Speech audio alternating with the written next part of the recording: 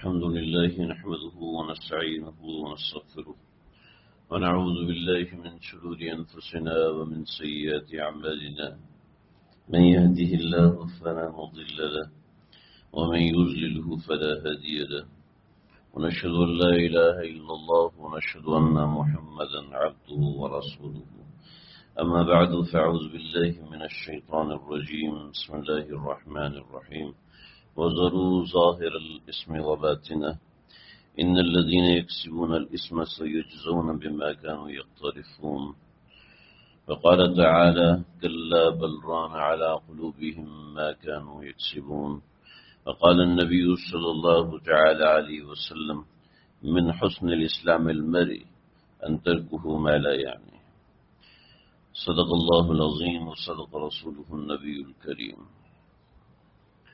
میرے محترم عزیز و بزرگ دوستو، انسان یا تو اللہ کے قریب ہوتا ہے یا اللہ سے دور ہوتا ہے. انسان کے اصل مزاج کو، اصل انسان جو ہماری ذات میں موجود ہوتا ہے، اس انسان کو نفس کہتے ہیں. یہ نفس زندگی بھر دو طرح کا ہوتا ہے. بطور مثال میں انسان ہوں مگر میرا کوئی نام ہے، مجھے اس نام سے پکارتے ہیں. ایسا نہیں کہتے وہ انسان ادھر آؤ، وہ انسان کے بچے ادھر آؤ، ایسا تو کوئی بھی نہیں ہو. نام سے بلاتے ہیں، بھائی صاحب کہہ کے بلاتے ہیں. تو یہ اس کی ایک پہچان ہے. مگر اللہ کے ہاں انسان کی پہچان نام سے نہیں بلکہ اس کے نفس سے ہے. دو قسم کا نفس انسان کا زندگی بھر دو قسم کا نفس رہتا ہے. ایک ہے نفس امارہ اور ایک ہے نفس لوامہ.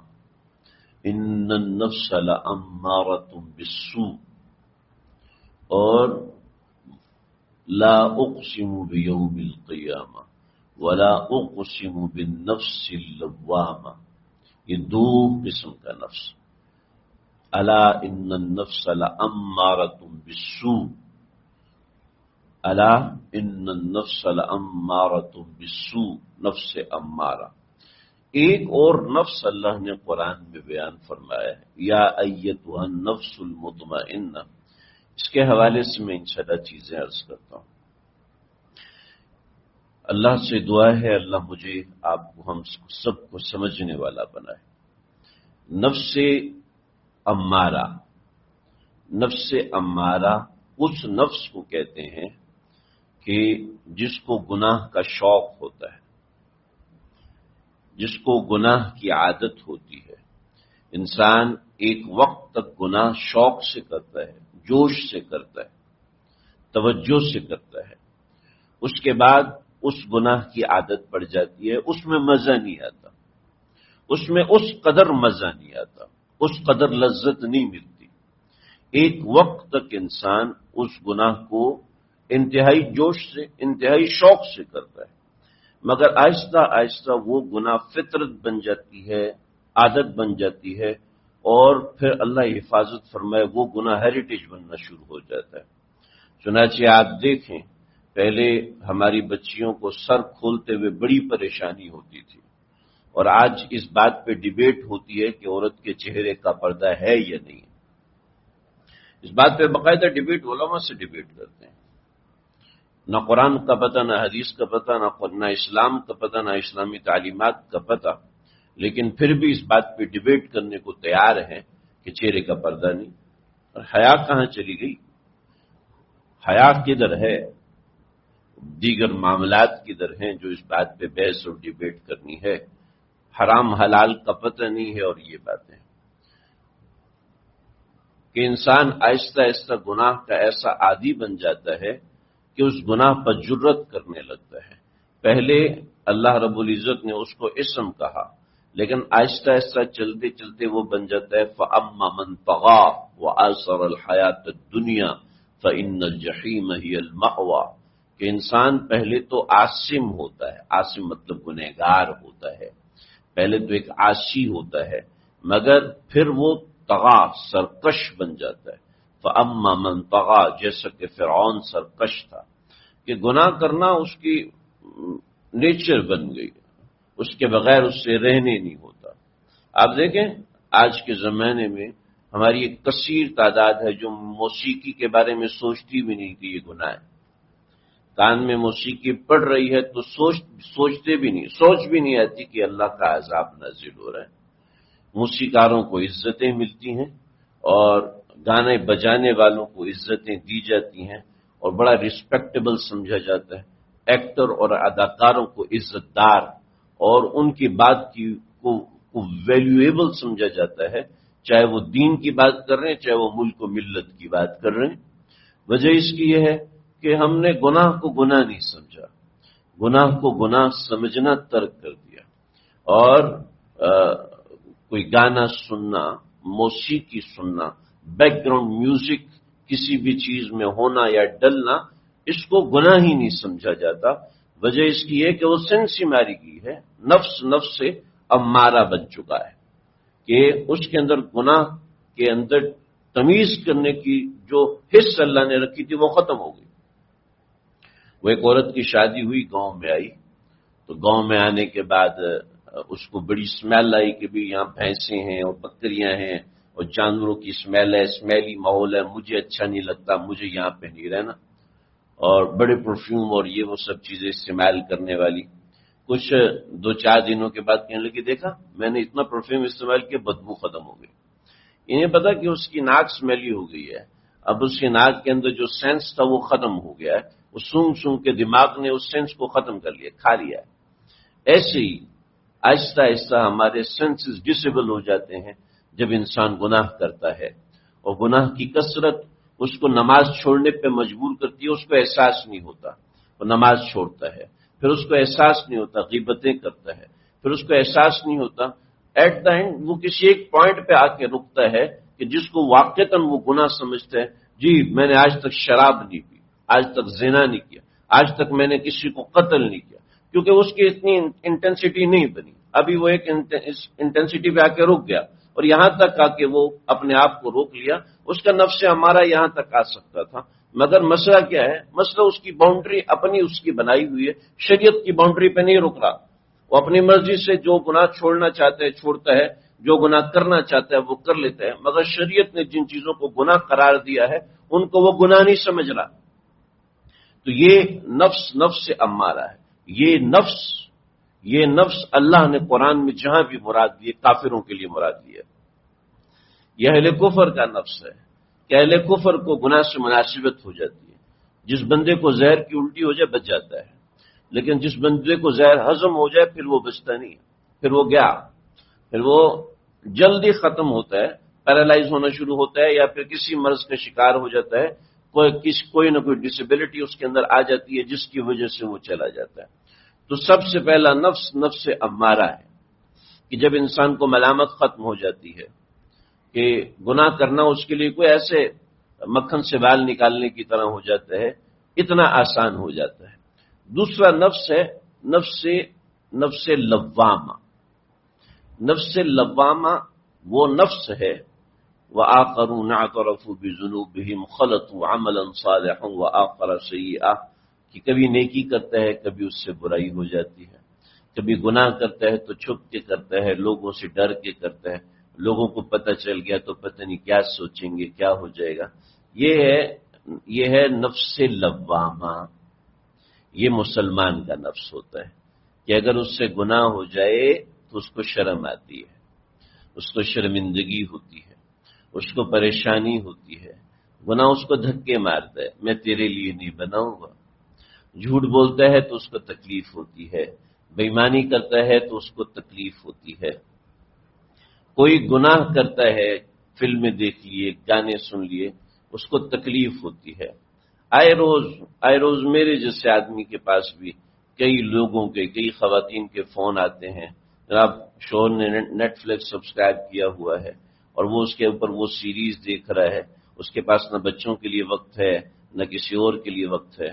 شوہر سے پوچھو تو وہ کہتا ہے نہ اس کے پاس کون سا وقت ہے، یہ بھی تو وہ سیریز دیکھتی ہے، پتہ نہیں کون سے ڈرامے ہیں، ان ڈراموں کے اوپر لگی ہوئی ہے، اور اور ظاہری بات ہے بچوں کے نام بھی ڈراموں کی سیریز پہ آ رہے ہیں، بچوں کے نام بھی ڈراموں کی ایکٹریسز کے اوپر آ رہے ہیں، تو کیا ہے گناہ اتنا ہلکا ہو گیا کہ وہ لوامہ بننے نہیں دیتا کہ انسان کو گناہ پر ملامت ہو، انسان کو گناہ پر تکلیف ہو کہ آج میں نے اپنے خالق و مالک کو ناراض کیا، آج میں نے اپنے اللہ کو ناراض کر دیا، آج مجھ سے گناہ سرزد ہو گیا، یہ کیا ہو گیا مجھ سے؟ وہ توبہ کرے، سجدے میں جائے، اللہ سے معافی مانگے۔ ارے اتنا بھی نہیں ہوتا تو نادم تو ہو، اندر تکلیف تو ہو، اندر پریشانی ہو کہ میں نے اپنے اللہ کو آج ناراض کیا۔ تو یہ مسلمان کا نفس ہے جو اب ہر بندہ اپنے اندر کو خود جھانکے، میں بھی جھانکوں، آپ بھی جھانکیں، ہر بندہ اپنے آپ کو خود دیکھے کہ میرا نفس کون سا ہے۔ یقین کیجئے مومن کا نفس امارہ نہیں ہوتا۔ نفس امارہ مطلب وہ نفس کہ جس کو گناہ کرنے کے بعد کوئی پریشانی نہیں۔ اس کو اللہ نے قرآن میں کہا سورہ مطففین، کلا بل ران علی قلوبہم ما کانوا یکسبون، کلا بل ران علی قلوبہم۔ آپ صلی اللہ علیہ وسلم نے فرمایا کہ جب کوئی بندہ گناہ کرتا ہے تو اس کے دل کے اوپر ایک سیاہ دھبا لگ جاتا ہے۔ یہ اس والے دل کے اوپر نہیں لگتا، بلکہ اللہ نے انسان کے اندر ایک اور دل فٹ کیا ہے، وہ ہر انسان کے اندر فٹ کیا ہے۔ اس بحث میں ہم نہیں جاتے، ایک الگ بات ہے۔ ہر انسان کے سینے میں ایک دل فٹ کیا ہے، اس کے اوپر ایک سیاہ دھبا لگتا ہے۔ جب تک وہ توبہ نہیں کرتا وہ دھبا ویسے ہی برقرار رہتا ہے۔ پھر آگے گناہ کرتا ہے تو دوسرا دھبا لگتا ہے، پھر آگے گناہ کرتا ہے تو تیسرا دھبا، پھر چوتھا دھبا، یوں کرتے کرتے اس کا دل سیاہ ہو جاتا ہے۔ اللہ اس سے توبہ کی توفیق چھین لیتے ہیں، اللہ اس سے معافی مانگنے کی توفیق چھین لیتے ہیں۔ میرے پیارے دوستو، میرے پیارے بھائیو، کہ ایسا تو نہیں کہ میں ان لوگوں میں شامل ہو چکا ہوں کہ اللہ تعالیٰ مجھ سے گناہ کرنے کے بعد توبہ کی توفیق چھین رہے ہیں۔ گناہ کرنے کے بعد توبہ کرنے کی توفیق ہو نہیں رہی، گناہ کرنے کے بعد شرمندگی نہیں، گناہ کرنے کے بعد ندامت نہیں ہے کہ مجھ سے یہ گناہ ہو کیسے گیا، میں نے اللہ کو یہاں ناراض کیسے کر دیا۔ بالقصد، جان بوجھ کے، ارادے سے جب کوئی شخص گناہ کرتا ہے تو مطلب کیا ہے؟ مطلب یہی کہ وہ اللہ کو ناراض کر کے اللہ کے غضب کو چیلنج کر رہا ہے۔ یقین کیجئے کہ میں مطلب اپنی طرف سے ہرگز نہیں بتا رہا، قرآن و سنت سے بتا رہا ہوں، یہ کوئی میرے الفاظ نہیں، یہ قرآن و سنت کے الفاظ ہیں۔ آپ صلی اللہ تعالی علیہ وسلم نے فرمایا لا يحقرن من ذنوبکم، اے لوگو، یا ایھا الناس، اے لوگو، حدیث ہے، آپ نے فرمایا کہ اے لوگو، لا يحقرن یا لا تحقرن، اے لوگو کسی بھی گناہ کو ہلکا مت سمجھو، کہیں ایسا نہ ہو کہ یہ گناہ تمہیں گمراہ کر دے، تمہیں ضلالت میں مبتلا کر دے، تمہیں دین اسلام، دین حق سے گمراہ کر دے۔ چنانچہ آپ صلی اللہ علیہ وسلم نے فرمایا کہ قرب قیامت میں ایسا زمانہ آئے گا کہ یمسئ کافرا ویصبح مؤمنا، کہ رات کے وقت وہ کافر ہوگا، صبح مسلمان ہو جائے گا، اور پھر یصبح کافرا ویمسئ مسلما، صبح اٹھے گا تو کافر ہو چکا ہوگا، شام کو پھر مسلمان ہوگا۔ یعنی ایمان ایسے نکل جایا کرے گا۔ کیسے ایسے نکل جایا کرے گا؟ یقین کرے سمجھ میں نہیں آتا تھا ایسے کیسے ہوگا، لیکن اب سمجھ میں آتا ہے کہ پوری رات تو نیٹ فلکس پہ بیٹھے ہیں، پوری رات تو یوٹیوب پہ گزرتی ہے، وہ فلاں سیریز دیکھنی، فلاں فلم دیکھنی، فلاں ڈرامہ دیکھنا، اتنی موویاں دیکھنی ہے، یہ کرنا ہے۔ بچوں کے لیے الگ سیٹ اپ پہلے ہوتا تھا، امتیاز سپر اسٹور جائیں یا یہ کہ آپ مہینے کے سودے میں سیڈیاں آتی تھی اور بچوں کے لیے سیریز آتی تھی، ان سیریز کے اوپر چلتا تھا۔ اب تو نیٹ فلکس نے آ کے بیڑا غرق کیا اور تباہی مچا دی ہے، اور بچوں کے لیے باقاعدہ سیریز چلتی ہیں۔ یوٹیوب نے تباہی مچائی ہوئی ہے۔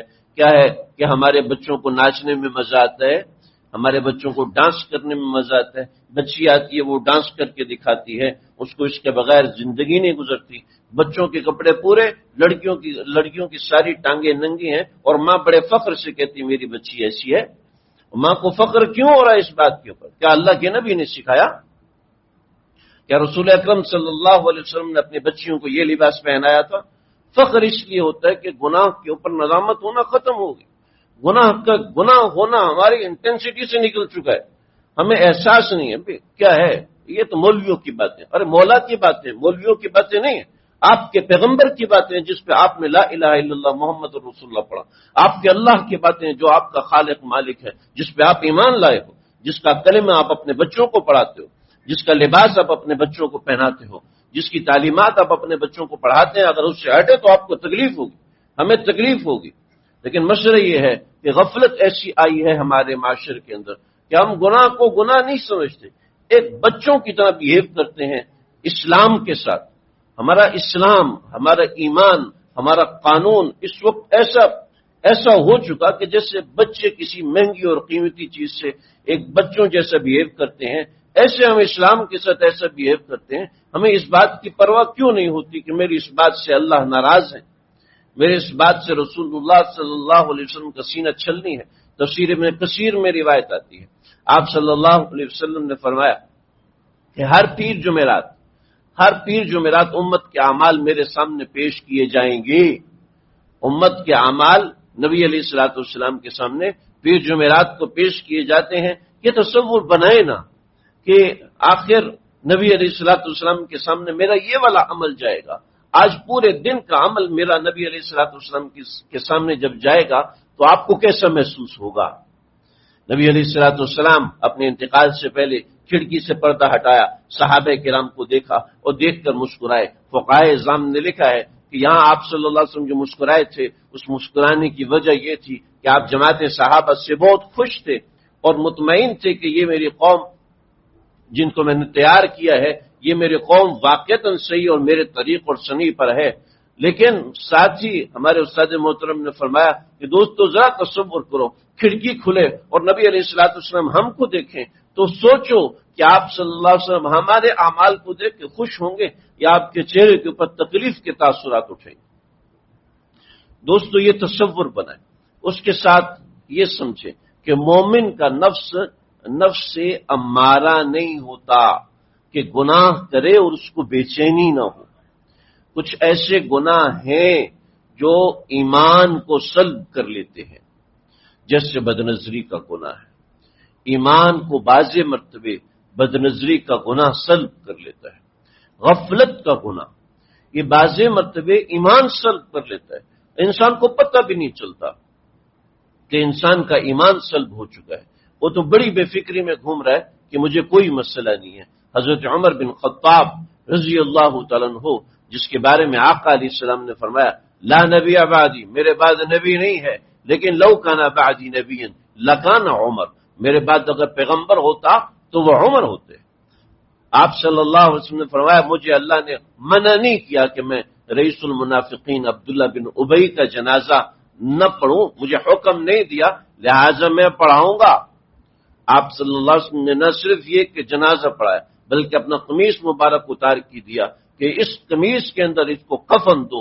عبداللہ بن ابی رئیس المنافقین کو جو کفن کی چادر استعمال کی گئی وہ آقا علیہ الصلوۃ والسلام کی قمیص کا کپڑا تھا، لیکن آپ نے جنازہ پڑھایا۔ حضرت عمر آگے کھڑے ہو گئے، یا رسول اللہ میں جنازہ نہیں پڑھانے دوں گا، لیکن جب اللہ کے نبی نے جنازے کی نیت کی تو پیچھے آ کے کھڑے ہو گئے، مگر جنازہ پڑھایا تو اس کے بعد اللہ کے نبی کے اوپر وحی نازل ولا تقم علی قبرہ احد، خبردار دوبارہ کسی کی قبر پہ کھڑے مت ہونا۔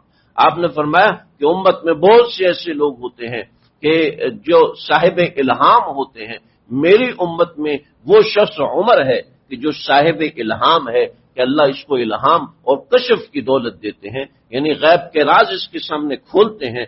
حضرت عمر جیسا آدمی وہ کہتا ہے کہ اے حذیفہ مجھے سچ سچ بتاؤ کہ پیغمبر صلی اللہ علیہ وسلم نے تمہیں 12 منافقوں کے نام بتائے تھے، کہیں عمر کا نام تو اس میں شامل نہیں ہے۔